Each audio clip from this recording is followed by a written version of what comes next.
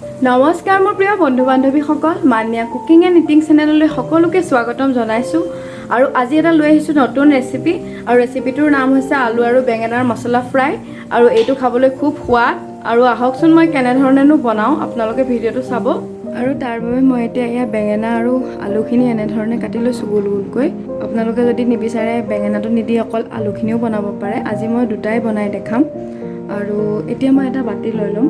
এতিয়া মই এই বাতিটোতে এই আলু আৰু বেঙেনাখিনি দি দিম। আৰু ইয়াত দিম এতিয়া মই 1 চামুচ আদা নহৰু পিছা, 1 চামুচৰ 3 ভাগৰ এভাগ দিছোঁ হালধি, আলু আৰু বেঙেনাখিনিৰ জোখেৰে দিছোঁ নিমখ, 1 চামুচ দিছোঁ ৰেড চিলি পাউডাৰ, 1 চামুচ দিছোঁ চাট মছলা। চাট মছলাটো অপশ্যনেল হয়। আৰু ইয়াতে মই এতিয়া দি দিম অকণমান কৰ্ণফ্ল'ৰ। আপোনালোকে পিঠাগুড়ি ব্যৱহাৰ কৰিব পাৰে। আৰু মই যে দিছোঁ চাট মছলা, সেই চাট মছলাখিনি আপোনালোকে যদি নিদিয়ে তেতিয়া অকণমান নেমু ৰস দিব, তেতিয়া খায়ো বৰ বেছি ভাল লাগে। আৰু 1 চামুচ দিছোঁ বেচন, আৰু অকণমান দিম মেগী মছলা। মেগী মছলাটো অপশ্যনেল হয়, আপোনালোকে যদি নিবিচাৰে নিদিলেও হ'ব। যদি আপোনালোকে এইখিনি বেছি জ্বলা হোৱাটো বিচাৰে তেতিয়া ইয়াতে কেঁচা জলকীয়া খুন্দি অলপমান মিক্স কৰি দিব পাৰে। 1 চামুচ দিছোঁ জিৰা ধনিয়াৰ পাউডাৰ। আৰু এইখিনি মই এতিয়া ভালদৰে সানি ল'ম। অকণমান পানী দি দিম ইয়াত, পানী মই অকণমান ব্যৱহাৰ কৰিছোঁ। এইখিনি মুঠতে সান খাব লাগিব ন। আৰু যিহেতু বেচন আৰু কৰ্ণফ্লাৱাৰখিনি শুকান, তো মছলাখিনিও শুকানকৈ দিয়া হৈছে। তো এনেধৰণে ভালকৈ মিলাই সানি ল'ম। আৰু এইখিনি চাওক মই ভালদৰে সানি ল'লোঁ। আৰু এয়া মই কেৰাহীখন এতিয়া গেছত গৰম কৰি লৈছোঁ। তো আৰু এতিয়া গৰম হৈ গৈছে। ইয়াত মই দিম এতিয়া ৰিফাইন অইল।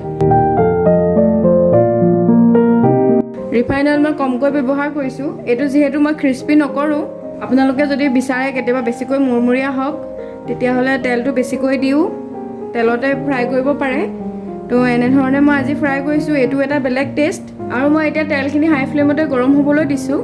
আৰু তেলখিনি গৰম হৈ গৈছে। এতিয়া মই এই আলুখিনি এনেধৰণেৰে দি দিম। গোটেইখিনি একেলগতে নিদিওঁ। আপোনালোকে বেঙেনাটোও লগতে দি চাব, বেঙেনাটো এটা বৰ বেলেগ সোৱাদ আহে। সেইটো কাৰণে আজি মই দেখাবৰ কাৰণে বেঙেনাখিনি ব্যৱহাৰ কৰিছোঁ।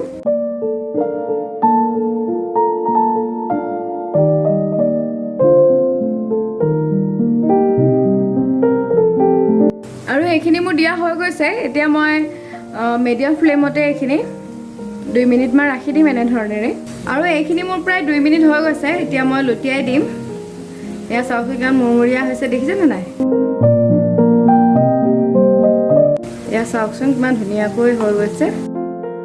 দেখিবাও খাবলৈ মন গৈছেনে? এই ৰেচিপিটো আপোনালোকে এই আলুখিনি আৰু বেঙেনাখিনি আপোনালোকে যদি ভাবে আবেলি কেতিয়াবা কিবা এটা খাবলৈ মন যায় ন, তো এনেধৰণে আপোনালোকে বনায়ো খাব পাৰে। আৰু আলুৰে বা বেঙেনাৰে বহুত ধৰণৰ ৰেচিপি আছে। আপোনালোকে মোৰ ভিডিঅ'বোৰ চাই যাব, ময়ো দেখাই যাম কেনেধৰণে। আৰু আলু বা বেঙেনা বহুত ধৰণৰ পাচলি, আমাৰ যিখিনি থলুৱা পাচলি, সেইখিনিয়ে আমি কেনেধৰণেৰে বহুত বেলেগ বেলেগ সোৱাদ বনাব পাৰোঁ। আৰু ল'ৰা ছোৱালীক কেতিয়াবা যদি আপোনালোকে টিফিনত ৰুটিৰ লগত এনেধৰণেও দিব পাৰে, খাই তেওঁলোকে বৰ ভাল পাব। আৰু আবেলি সময়তো এনেধৰণে এদিন খাই চাবচোন। আৰু মই গেছটো এতিয়া ল' ফ্লেমত ৰাখিছোঁ। আৰু এইখিনি মোৰ ফ্ৰাই কৰা হৈ গৈছে। এতিয়া মই এখন প্লেটলৈ উঠাই ল'ম। এয়া চাওকচোন কিমান ধুনীয়া কালাৰ।